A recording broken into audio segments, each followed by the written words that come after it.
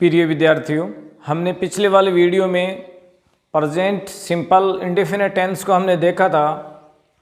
तो उसमें हमने बहुत सारे सेंटेंस बनाए थे।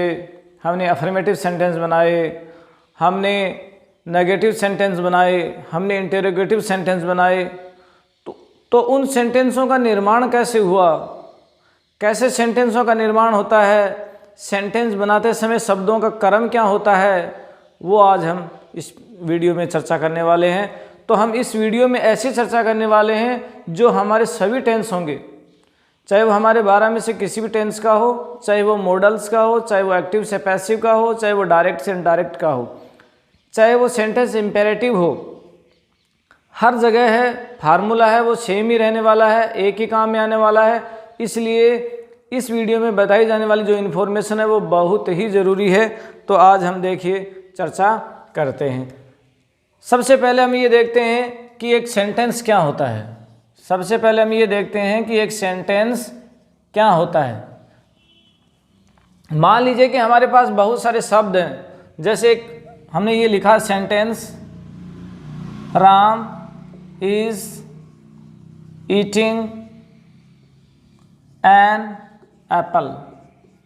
Ram is eating an apple. ये जो सेंटेंस है वो एक निश्चित सीक्वेंस में, एक निश्चित क्रम से लिखा हुआ सेंटेंस है। शब्दों को एक क्रम से लिखा है, तभी इसका कोई अर्थ आ रहा है, कोई मीनिंग आ रहा है। अगर हम इसी को ही उल्टा सीधा यूँ लिख देंगे, an is eating Ram Apple,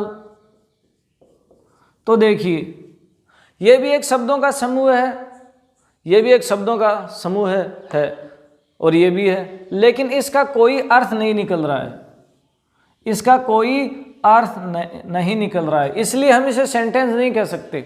जबकि ये एक शब्दों का समूह है जिसका एक अर्थ निकल रहा है, जहाँ से हम ये समझ पा रहे हैं कि वक्ता है या राइटर जो लिखने वाला है वो क्या कहना चाहता है अपने शब्दों के माध्यम से। तो वो एक सेंटेंस हुआ। तो हम क्या समझे, a sentence is a group of sequence words with a meaning. शब्दावली में परिभाषाएं अलग अलग हो सकती हैं, किसी बुक में आपको परिभाषा अलग मिल सकती है, किसी बुक में अलग मिल सकती है, लेकिन उसका सार यही है कि a sentence is a group of sequence words, क्रम के अनुसार लिखे हुए शब्दों का, विद ए मीनिंग, उसका कोई अर्थ हो, कोई अनर्थ नहीं हो। जैसे ये भी एक शब्दों का समूह है, इसमें 1 2 3 4 5, यहाँ पे भी देखिए 1 2 3 4 5, यहाँ पर भी 5 वर्ड्स, यहाँ पर भी 5 वर्ड्स, बट ये क्रम से नहीं लिखे हुए हैं और ये क्रम से लिखे हुए हैं, इसलिए इनका कोई मीनिंग है और उनका कोई मीनिंग नहीं है। तो हमने देखा कि एक सेंटेंस क्या होता है। अब हम ये देखेंगे कि हमने राम को सबसे पहले क्यों लिखा, हमने इज को 2 नंबर पे क्यों लिखा, हमने ईटिंग जो एक वर्ब है उसको हमने 3 नंबर पे क्यों लिखा, फुल स्टॉप को हमने लास्ट में क्यों लगाया, क्या इनका क्रम है, क्या इनका सीक्वेंस है, ये राम जो कि काम करने वाला व्यक्ति है वो पहले ही क्यों आया, वो लास्ट में क्यों नहीं आया, और इज है वो 2 नंबर पे ही क्यों आया, वो आगे भी आ सकता था। तो इसका क्या कारण है वो हम देख लेते हैं। तो देखिए, structure of affirmative sentence, structure of affirmative sentence. पहले मैं ये बता दूं कि अफर्मेटिव सेंटेंस क्या होते हैं। ऐसे सेंटेंस जिनमें कार्य होता है, ऐसे सेंटेंस जिनमें कोई कार्य होता है, और अगर कोई कार्य नहीं होता है तो वो सेंटेंस नेगेटिव होता है। और वैसे अफर्मेटिव और नेगेटिव दोनों ही असर्टिव सेंटेंस हैं। दोनों को जब हम एक साथ पढ़ेंगे तो मैं आपको बताऊंगा कि अफर्मेटिव और नेगेटिव सेंटेंस जो होते हैं उनको एक साथ हम असर्टिव सेंटेंस भी कह सकते हैं। तो देखिए, एक अफर्मेटिव सेंटेंस की जो स्ट्रक्चर है वो कैसी होती है, इसके आगे मैं सेंटेंस वो लिख देता हूं। Structure of A affirmative sentence.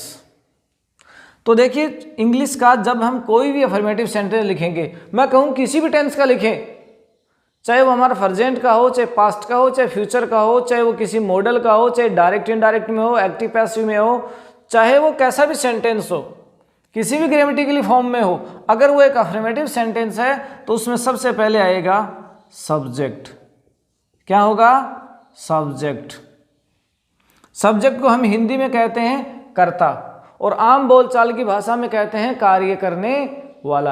अब देखिए, कार्य करने वाला कोई भी हो सकता है, एक इंसान हो सकता है, कोई जानवर हो सकता है, कोई वस्तु हो सकता है, कुछ भी हो सकता है, कोई अदृश्य वस्तु भी हो सकती है।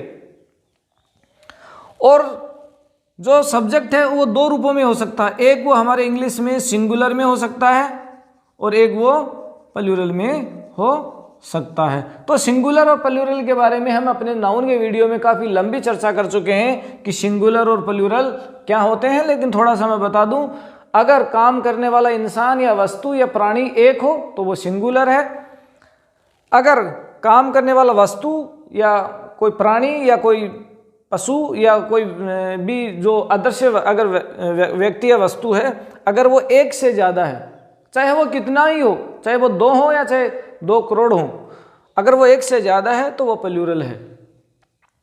तो जब भी कोई हम अफर्मेटिव सेंटेंस लिखेंगे तो सबसे पहले आएगा सब्जेक्ट, एक नंबर पे आएगा सब्जेक्ट। और सब्जेक्ट के 2 रूप हो सकते हैं, एक सिंगुलर और एक प्लूरल। हम इस पर चर्चा कर चुके हैं। अब देखिए उसके बाद में क्या आएगी, उसके बाद में आएगी हेल्पिंग वर्ब। उसके बाद में क्या आएगी? Helping verb. जैसे इसके नाम से ही पता चलता है हेल्पिंग, इसके नाम से पता चलता है हेल्पिंग, तो ये हेल्प करने वाली है, ये कोई मैन वर्ब नहीं है, ये कोई मैन वर्ब नहीं है, ये केवल और केवल हेल्प करती है जो मैन वर्ब होती है उसका। और मैं आपको बता दूं कि हर टेंस की हेल्पिंग वर्ब अलग होगी, हर टेंस की हेल्पिंग वर्ब अलग होगी। तो मैं यहां लिख दूं डिफरेंट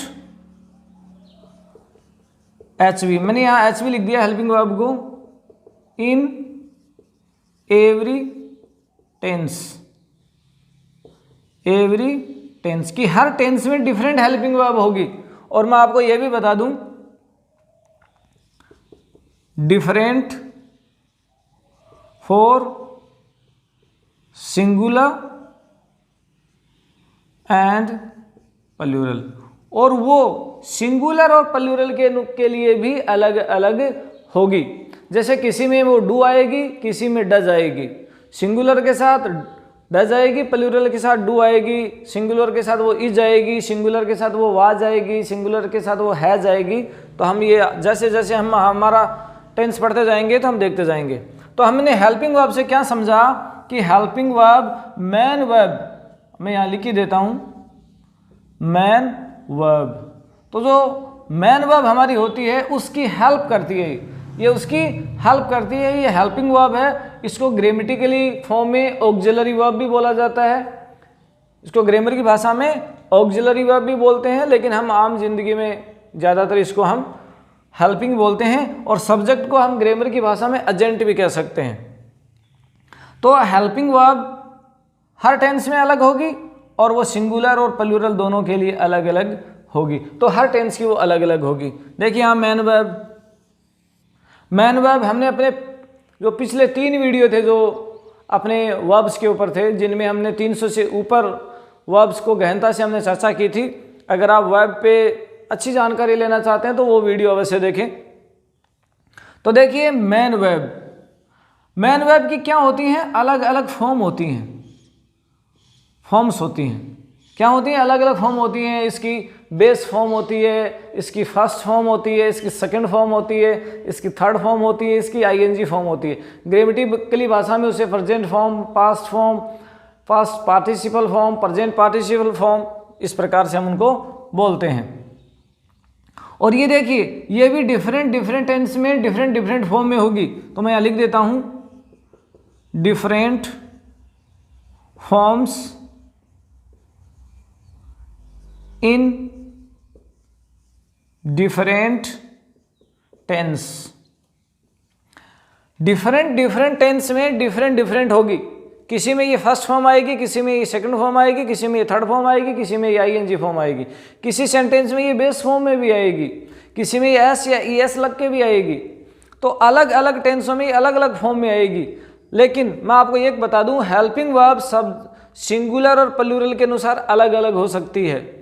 अगर हमारा सब्जेक्ट सिंगुलर है तो उसके लिए हेल्पिंग वर्ब अलग हो सकती है, हमारा प्लूरल हो तो उसके लिए हेल्पिंग वर्ब अलग हो सकती है। लेकिन सब्जेक्ट का हेल्पिंग के बजाय मेन वर्ब पे कोई फर्क नहीं पड़ेगा। वो अगर उस टेंस में वो फर्स्ट फॉर्म है तो फर्स्ट फॉर्म ही आएगी, सेकंड फॉर्म है तो सेकंड फॉर्म ही आएगी, थर्ड फॉर्म है तो थर्ड फॉर्म ही आएगी। मात्र हमारा एक टेंस ऐसा है जो फर्स्ट टेंस है, जो हमने पिछली वाली वीडियो में पढ़ा था, प्रेजेंट सिंपल या इंडेफिनिट टेंस, उसमें सिंगुलर के साथ अलग मेन वर्ब आएगी और प्लूरल के साथ अलग मेन वर्ब आएगी। तो मेन वर्ब के बाद में आएगा ऑब्जेक्ट, जिसे हम हिंदी में क्या कहते हैं, कर्म, जिसे हम हिंदी में क्या कहते हैं, कर्म। तो ये देखिए ऑब्जेक्ट आएगा हमारे पास। ऑब्जेक्ट वो ग्रामेटिकल टर्म होती है जब कोई सब्जेक्ट या कोई कर्ता काम करता है तो उस काम का प्रभाव किसके ऊपर पड़ता है। देखिए जैसे मेरे पास एक बुक है और मैंने बुक राम को दे दी, तो मैंने एक काम किया लेकिन मेरा प्रभाव किस पे पड़ा, राम के ऊपर पड़ा। और मैंने राम को क्या दे दी, एक बुक दे दी। तो यहाँ ऑब्जेक्ट राम और वो बुक हो गई। तो ऑब्जेक्ट एक हो सकता है, दो हो सकता है, दो से ज़्यादा भी हो सकते हैं ऑब्जेक्ट, लेकिन वो रेयर केस में ही होते हैं। अब देखिए अगर ऑब्जेक्ट दो हैं किसी सेंटेंस में तो एक हमारा होगा डायरेक्ट ऑब्जेक्ट और एक होगा हमारा इनडायरेक्ट ऑब्जेक्ट। एक होगा डायरेक्ट ऑब्जेक्ट और एक होगा हमारा इनडायरेक्ट ऑब्जेक्ट। सामान्यतः डायरेक्ट ऑब्जेक्ट क्या होता है, इनडायरेक्ट ऑब्जेक्ट क्या होता है, एक पर्सन, एक व्यक्ति होता है, इंसान होता है। और डायरेक्ट ऑब्जेक्ट एक वस्तु होती है। जैसे मैंने डायरेक्ट ऑब्जेक्ट को पहले लिखा है, इनडायरेक्ट ऑब्जेक्ट को आगे लिखा है। ये कोई ज़रूरी नहीं है, सेंटेंस में इनडायरेक्ट ऑब्जेक्ट पहले आ सकता है और डायरेक्ट ऑब्जेक्ट बाद में भी आ सकता है। जैसे अभी हम इनका एग्जाम्पल देखेंगे। उसके बाद में अन्य जानकारी, अगर किसी सेंटेंस में, अगर सेंटेंस बड़ा है तो अन्य जानकारी इसमें आएगी। अन्य जानकारियों को हम ग्रामेटिकली भाषा में क्या बोलते हैं, एडवर्बियल। क्या बोलते हैं, एडवर्बियल। कॉम्प्लीमेंट्स, क्या बोलते हैं, एडवर्बियल कॉम्प्लीमेंट्स। ये स्थान के बारे में, टाइम के बारे में, अन्य जानकारी हमें जो हो सकती है किसी कर्ता के बारे में, वो हमें प्रदान करते हैं। तो ये देखिए कि हम जो अफर्मेटिव सेंटेंस की स्ट्रक्चर है उसको देखने से पहले हम ये देख लें कि अफर्मेटिव सेंटेंस की जो सीक्वेंस है वो कैसे होगा। सबसे पहले सब्जेक्ट होगा, वो दो रूपों में हो सकता है, सिंगुलर प्लूरल हो सकता है। हेल्पिंग वर्ब वो हर टेंस की अलग अलग होगी और हर टेंस के में भी वो सिंगुलर और प्लूरल के अनुसार अलग अलग होगी। मेन वर्ब की फॉर्म अलग अलग टेंसों में अलग अलग होगी। ऑब्जेक्ट दो हो सकते हैं, direct object, indirect object. Indirect object ज़्यादातर व्यक्ति होते हैं और डायरेक्ट ऑब्जेक्ट ज़्यादातर वस्तु होती हैं। अन्य जानकारी जैसे समय के बारे में, स्थान के बारे में हो तो हम उनको और आगे लिख देते हैं और लास्ट में हम क्या लगा देते हैं, एक फुल स्टॉप लगा देते हैं। अब देखिए हमने एक फार्मूला समझ लिया है, अब हम इसके सेंटेंस को देखते हैं।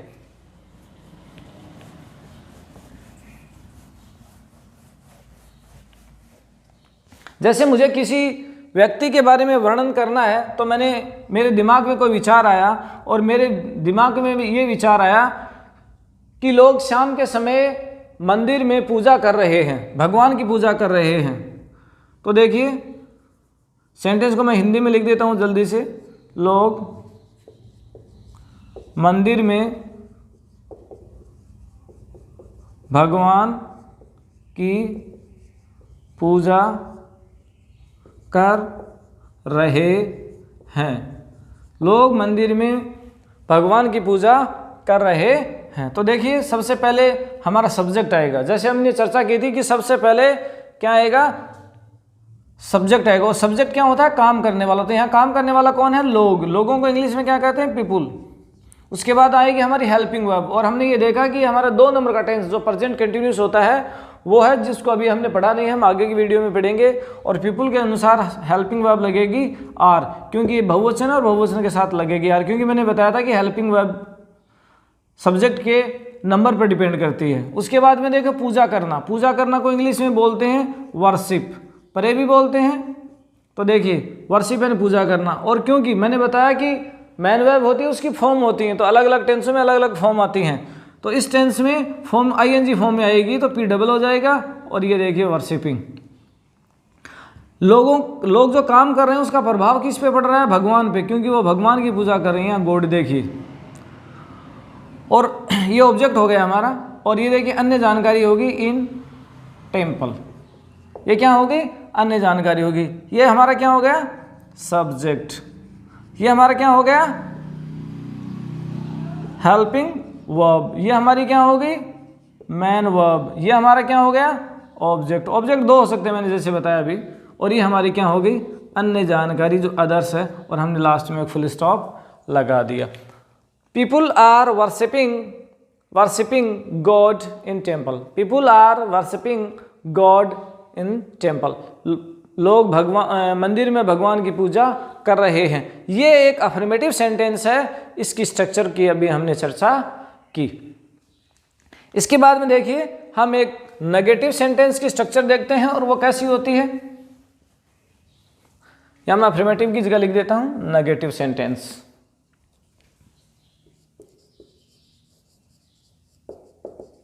नेगेटिव सेंटेंस, देखिए नेगेटिव सेंटेंस में भी सबसे पहले क्या आएगा? सब्जेक्ट। और सब्जेक्ट क्या होता है? काम करने वाला होता है। वो व्यक्ति, वस्तु या कोई अदर से वस्तु भी हो सकती है। हम चर्चा कर चुके हैं, ये दो फॉर्म में हो सकता है, सिंगुलर हो सकता है और प्लूरल हो सकता है। उसके बाद में हमारी आती है हेल्पिंग वर्ब। क्या आती है हमारी? Helping verb. और हेल्पिंग वर्ब मैंने बताया कि सिंगुलर के साथ अलग होती है, प्लूरल के साथ अलग होती है। हेल्पिंग वर्ब के बारे में मैं आपको एक बात और बता दूं, ये एक शब्द की भी हो सकती है और दो शब्दों की भी हो सकती है। देखिए जैसे ये इज, इसमें एक ही वर्ड है इज। या देखिए हैज, इसमें एक ही वर्ड है। या देखिए हैड, या ये देखिए विल, ये एक एक वर्ड की है, एक एक शब्दों की है। लेकिन ये एक से ज्यादा शब्दों की भी हो सकती है। ये देखिए जैसे हैव बीन, ये देखिए हैड बीन, ये देखिए विल बी, ये दो दो शब्दों की भी हो सकती हैं। और ये दो नहीं, तीन शब्दों की भी हो सकती हैं। ये देखिए will have been, shall have been, shall have been. तो ये हेल्पिंग वर्ब एक वर्ड की भी हो सकती है, दो वर्डों की भी हो सकती है, और तीन वर्ड्स की भी ये हो सकती है। तो नेगेटिव सेंटेंस में सब्जेक्ट आएगा, सब्जेक्ट के बाद हेल्पिंग वर्ब आएगी, और उसके बाद में नोट आएगा। नोट क्यों आएगा? क्योंकि आपको पता ही है इसमें काम नहीं होगा। नेगेटिव सेंटेंस में काम बिल्कुल भी नहीं होगा। जैसे अभी हमने लिखा लोग मंदिर में भगवान की पूजा कर रहे हैं, उसी सेंटेंस को हम ये कहें कि लोग मंदिर में भगवान की पूजा नहीं कर रहे हैं।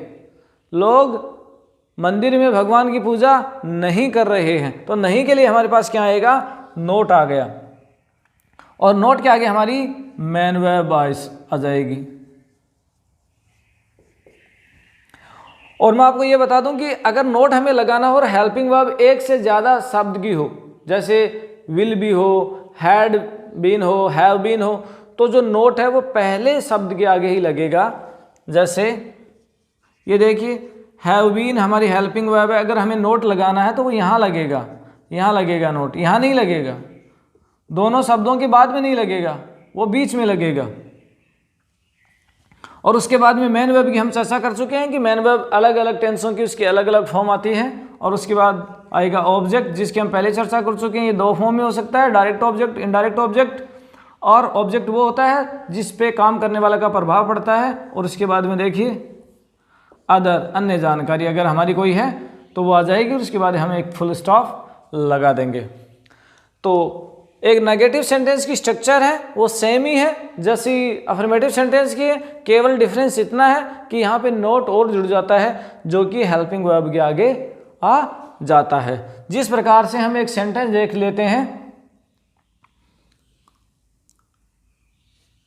The लोयन is not catching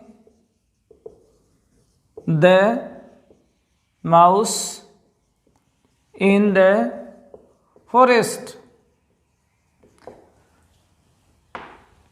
The lion is not catching the mouse in the forest. ये देखिए, सबसे पहले हमारा क्या आ गया, सब्जेक्ट, क्योंकि काम करने वाला कौन है, शेर। ये देखिए इज, ये क्या है, हमारी हेल्पिंग वर्ब, ये हमारा नोट वर्ड है जो इस सेंटेंस में नेगेटिविटी लाता है। और ये देखिए हमारी मेन वर्ब है, ये हमारी एम वी का मतलब मेन वर्ब है। इसके बाद ये देखिए हमारा ऑब्जेक्ट है, और ये देखिए हमारी कोई अन्य जानकारी जो है वो है, और हमने लास्ट में एक फुल स्टॉप लगा दिया। तो अभी हमने एक नेगेटिव सेंटेंस की स्ट्रक्चर को देखा, और जो भी नेगेटिव सेंटेंस, चाहे वो किसी भी टेंस का हो, चाहे वो डायरेक्ट का हो, इनडायरेक्ट का हो, एक्टिव का हो, पैसिव का हो, 12 में से किसी भी टेंस का हो, अगर वो एक नेगेटिव सेंटेंस है तो उसकी स्ट्रक्चर सेम रहने वाली है, बिल्कुल सेम ऐसी ही रहने वाली है। तो आज के वीडियो में हमने जो स्ट्रक्चर ऑफ सेंटेंस है उस पर हमने चर्चा की है कि कोई भी उसे सेंटेंस जो होता है उसकी स्ट्रक्चर क्या होती है। और आज के वीडियो में हमने दो प्रकार के, एक अफर्मेटिव और दूसरा नेगेटिव, दो प्रकार के, एक अफर्मेटिव और एक नेगेटिव जो सेंटेंस हैं हमारे, उनकी स्ट्रक्चर पे हमने चर्चा की है। और इन दोनों को मिला के हम असर्टिव सेंटेंस भी इनको कहते हैं। इन दोनों को मिला के हम इन दोनों सेंटेंसों को एक साथ हम इनको असर्टिव सेंटेंस है वो भी कहते हैं। तो आज के वीडियो में हमने अफर्मेटिव एंड नेगेटिव जो सेंटेंस हैं उनकी स्ट्रक्चर क्या होती है, उनके इंग्लिश ट्रांसलेशन करते समय सबसे पहले क्या आएगा, उसके बाद क्या आएगा, ये हमने एक क्रम से जो सीक्वेंस होता है उसमें क्या आता है वो हमने देखा। तो हम अब अगले वाले वीडियो में हम देखेंगे कि हमारे जो इंटरोगेटिव जो सेंटेंस होते हैं, इंटरोगेटिव, उनकी स्ट्रक्चर क्या होती है। हम जानते हैं कि इंटरोगेटिव जो सेंटेंस है वो दो प्रकार के होते हैं। हमारे जो इम्पेरेटिव सेंटेंस हैं उनकी स्ट्रक्चर कैसी होती है, हमारे जो ऑप्टेटिव जो हमारे जो सेंटेंस हैं उनकी स्ट्रक्चर कैसी होती है, और हमारे एक्सक्लेमेटरी जो सेंटेंस हैं, हमारे जो एक्सक्लेमेटरी जो सेंटेंस हैं उनकी स्ट्रक्चर क्या होती है, ये हम अगले वाले वीडियो में देखने वाले हैं। क्योंकि इंग्लिश सीखने के लिए ज़रूरी है कि हमें सेंटेंस बनाने की जो स्ट्रक्चर है उसका ज्ञान होना अति आवश्यक है। तो अगले वाले वीडियो में हम interrogative sentences, imperative sentences, optative sentences और एक्सक्लेमेटरी सेंटेंसेज पे हम गहनता से चर्चा करने वाले हैं। तब तक के लिए आप सभी को धन्यवाद।